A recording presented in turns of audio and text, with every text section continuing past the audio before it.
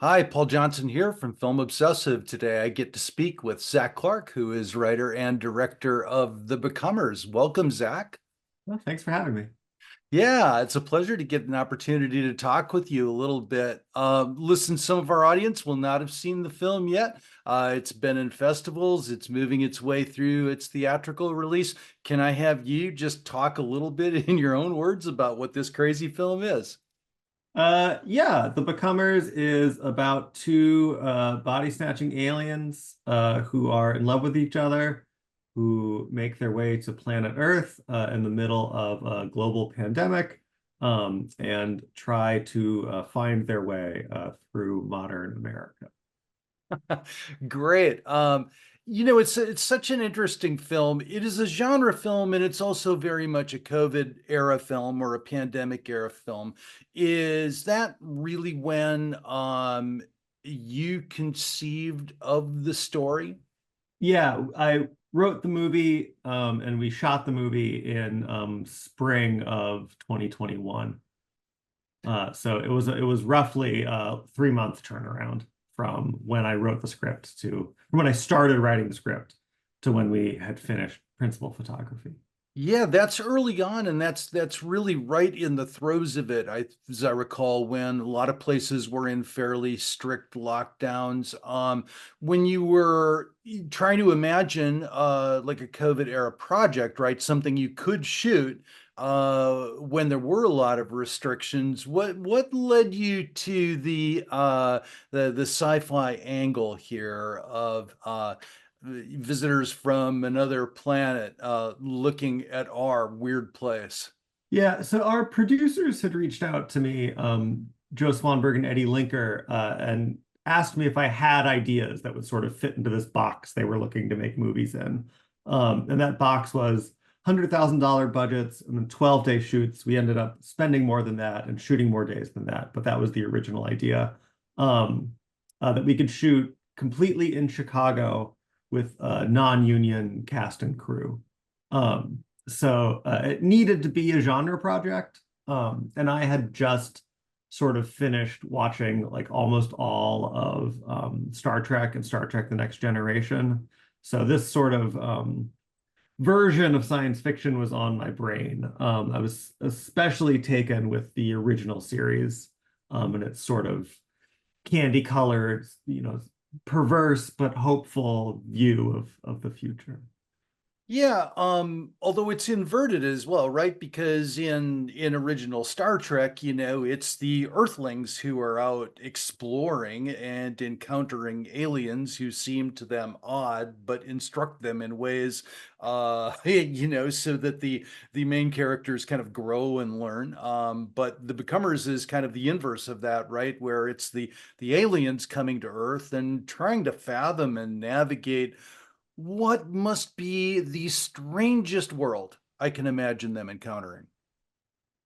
Yeah, I mean, I've always been drawn to outsiders and outside perspectives. And I love Invasion of the Body Snatchers. I love the book. I love multiple versions of that book as movies. Um, but the part of the core concept of the movie was that we would follow these aliens, and that's how we would sort of traverse the story, and that each character would be played by multiple people. And the challenge to that is in a traditional body snatcher narrative, the tension sort of comes from who is an alien, who is gonna be taken over next, um, who might be working for the other side, and that's removed from this narrative. So instead, the tension comes from like what trouble are the bodies they take over going to get them into. And that's where, a lot of the physical comedy comes from in the film. A lot of the pleasure, a lot of the joy for me in watching it is, enjoying your aliens. And I'm thinking Molly Plunk specifically in a really, really lovely role, but them trying to mimic or adopt the weird things that humans do. Yeah, Molly is a professional circus performer, and is just so in command of her physicality. So I knew, yeah, the only part in the movie that was written for a specific actress was written for Molly. Molly is my last film, Little Sister. Okay, let me ask you a little bit about directing physical comedy and just what's that like in your interactions with your cast at those moments? Is there some level of improvisation and experimentation in it, or do you and she both have something really concrete in mind and the way things a gag say is going to play out? I mean, Molly, is again, because of her performance background, just sort of, and because we'd worked together before, kind of showed up on set understanding the assignment intuitively. Mhm. Um, and I don't, we also make this movie so fast that I have very little memory of like what the conversations on set were like. I remember, needing to shoot the next scene mostly.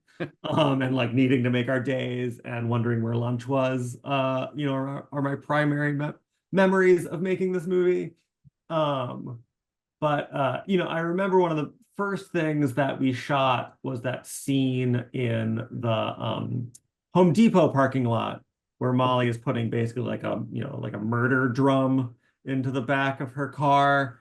And I just remember her saying like she was like, this is like my favorite thing. She's like, I love like figuring out how to like get this in and drop it and all that stuff. So yeah, I mean, sometimes uh scenes work well because you have a great idea and you storyboard it out and you've got it all planned out, da da da da da, and you like impart your vision perfectly to everybody involved. And then sometimes scenes work out because you've hired really talented people who just show up and do something amazing, and you're like, well, great, that was wonderful, and now we have to move on.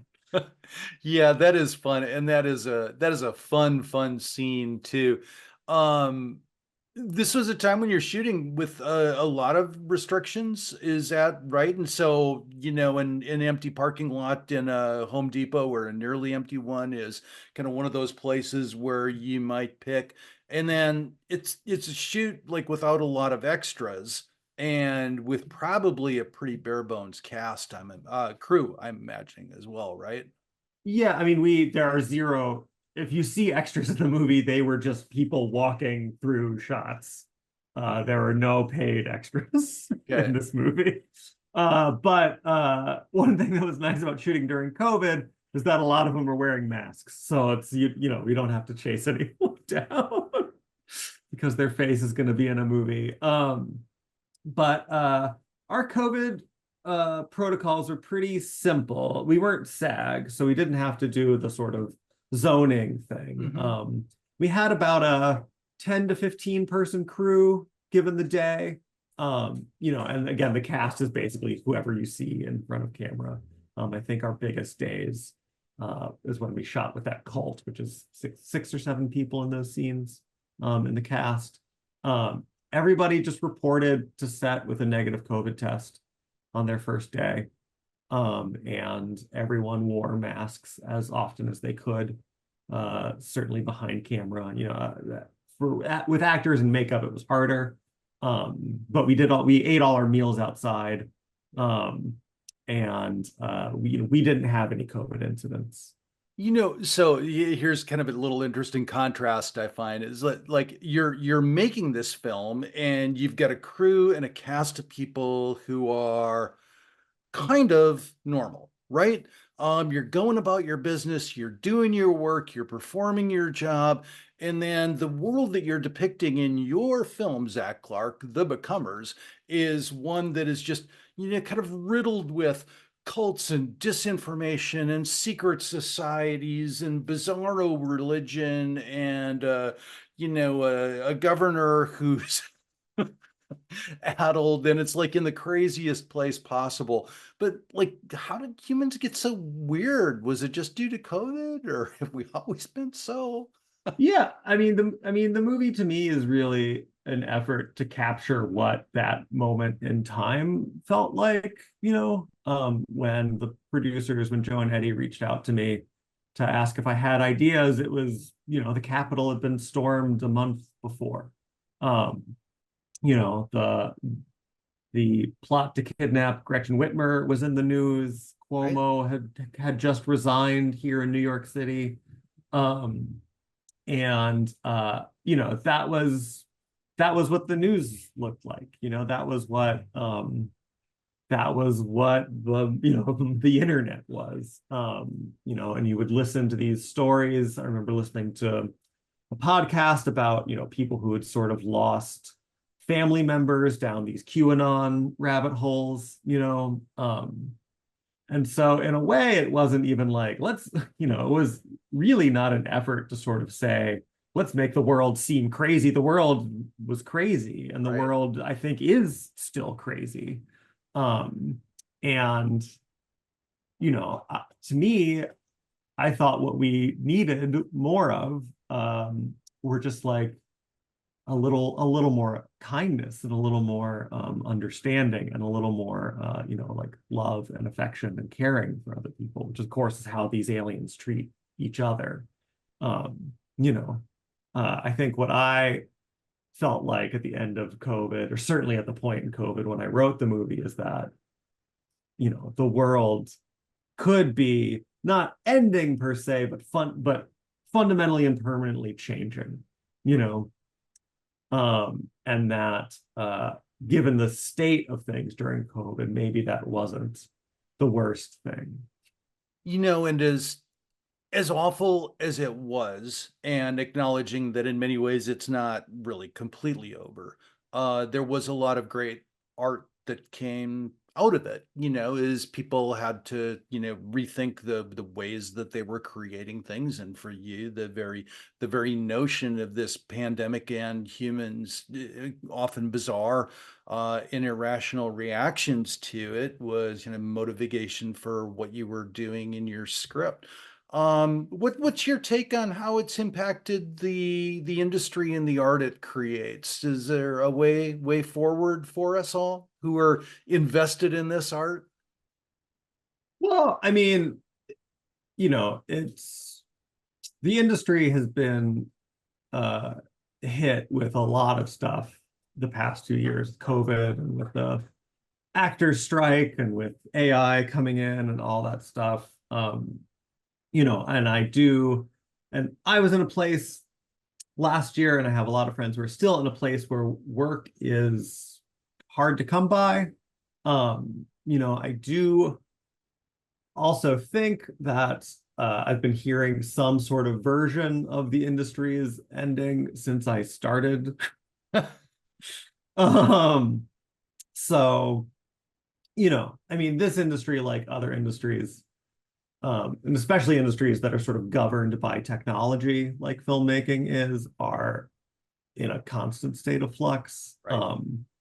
So, I think people who want to make these things will continue to find a way to make them. I mean, the scale at which this movie was created on, and the scale at which my other films were done on, is really, they're so small that they're not.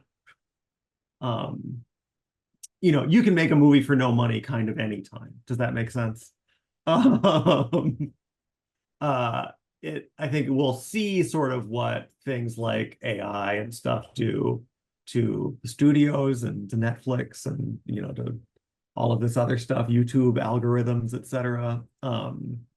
But I think people who uh, want to make small, meaningful work on manageable scales will always find a way to do that. And there's never not been a form of independent cinema, right? I Sure. mean, it's Yeah, yeah, it's always been around. There have always been people making films against the grain a little bit and in their own way, like you're doing, and like we at Film Obsessive want to support and want to promote and want to spread the word about. I just want to say thanks for taking your time to speak with sure. us. Yeah, thanks so much. Hope everybody gets an opportunity to see the film soon.